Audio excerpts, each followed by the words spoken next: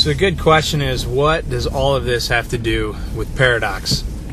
Well, the bottom line is, any vision that any church has, if it's truly a church of Jesus Christ, ultimately has the same vision. It's the same vision that God had back in the garden, Genesis chapter 3, the first time that He began to prophesy of a Messiah would come.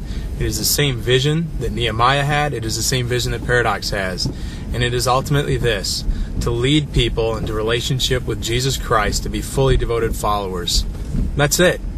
Now, what Nehemiah's story has to do with Paradox is that years ago when I was working at another church, I remember watching and looking around at just the culture of people in my church, in our neighborhood, in our community, that just continued to walk away from God, wanted nothing to do with Him.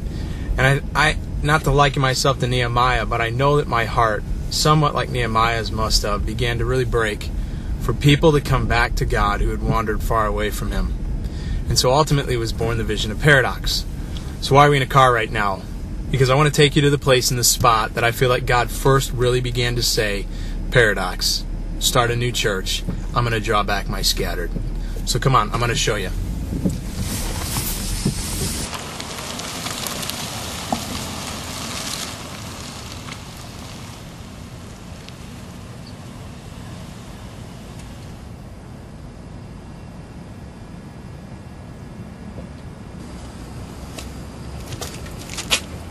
Okay, so here we are, and where is here? Remember the old home quarters buildings? It's kind of like Home Depot. They all shut down. That's where we're at. Why there? Well, it all started when my wife and I, a couple years ago, trying to figure out what God was up to in our own hearts, what to do with a lot of the Nehemiah situation that we saw around us. We're having breakfast, and in the course of that breakfast, a lot of confusion, bit of frustration, trying to figure out what to do, what God had for our lives. Eventually went our separate ways that day to run some errands, and I wound up on Gratiot Avenue in Roseville, across from the abandoned home quarters building. Right here. Come with me. So it was a Saturday morning, and after a long breakfast, and what has been, at this point, probably 2 years in our life, trying to figure out just what this restlessness is that we feel, what it is that God is really planning for our future, what it is He would have us do with our lives. I leave breakfast and I head out to run errands. And I wind up at the new Sam's Club on Gratiot, pumping gas, and I happen to notice the abandoned home quarters building right here, sitting right across the street. And I remember thinking, it was the weirdest feeling, but I remember thinking I needed to drive around the building for some reason. Let me give a bit of a disclaimer here first before we go any further. If you're new to church, or if you're just even new this morning, this is not a normal experience. Not for me, it's not. I don't have experiences like this. And I know there's a lot of weird thoughts about Christians out there, but most of us probably don't have on day-to-day experiences like this. This experience was so real for me, I'd be willing to die for it, that I believed that it happened and that God spoke. So here's what it was. Okay, so here's the story. I'm pumping gas, and I get this strong urge that I'm supposed to drive around the home quarters building. Kid you not. So it's so strong, in fact, that I knew I had to do it. Don't know why. Confused, frustrated, decided, you know what, I'll drive around the building. So I did.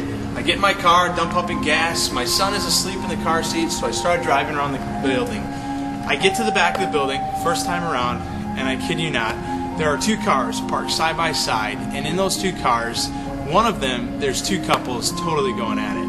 I'm like, what the heck is that all about? So I keep going around to the front of the building, and I'm sitting there, and now I'm thinking, all right, now I just passed this couple. Nobody hides out in the back of an abandoned building to get it on in a car unless there's something bad happening, probably one or two marriages being broken up. I'm in front of an abandoned building. I feel like I'm supposed to drive around it, not really sure about my future, confused and distraught, and got no answers. So I'm staring at this whole scene, the building and all, taking it in, and just asking God, what in the world am I doing here? That's when I felt clear as day, like He said, get out of your car and pray for the building. Thinking, I'm not even sure what I'm supposed to do with my life right now. Why am I praying for this building? Felt it clear as day though, so I did. I got out, I looked around, and there's traffic driving everywhere.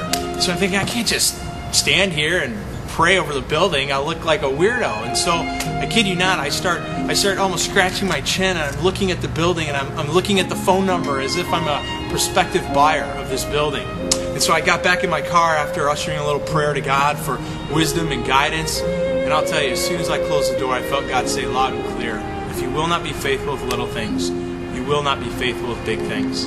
Get out, embarrass yourself, and pray on this building. So I did.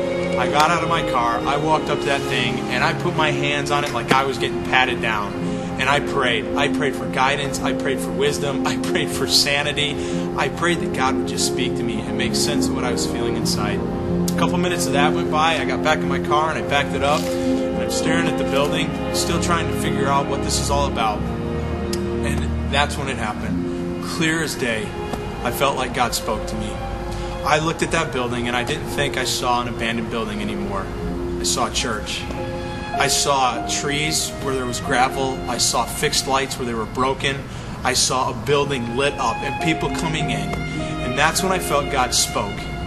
And I have never felt God so crystal clear say anything to me in my life like this. And so I reached for the first piece of paper I could find in my car, and I grabbed a pen and I immediately wrote it down. And what I felt that God said to me in essence was, what is a place where sin now prevails in its shadows, I will make a place where my name is praised, and I will draw back my scattered. And I'll tell you, I sat there in that car and I sobbed like a baby, because I knew in that moment that God had told me to quit my job and to start a church.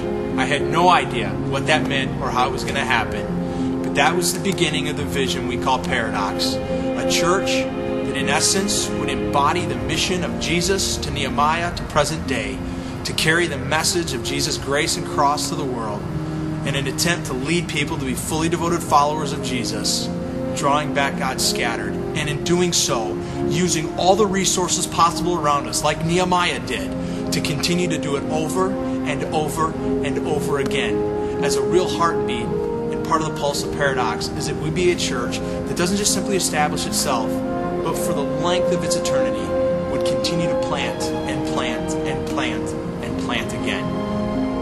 That's the vision of Paradox.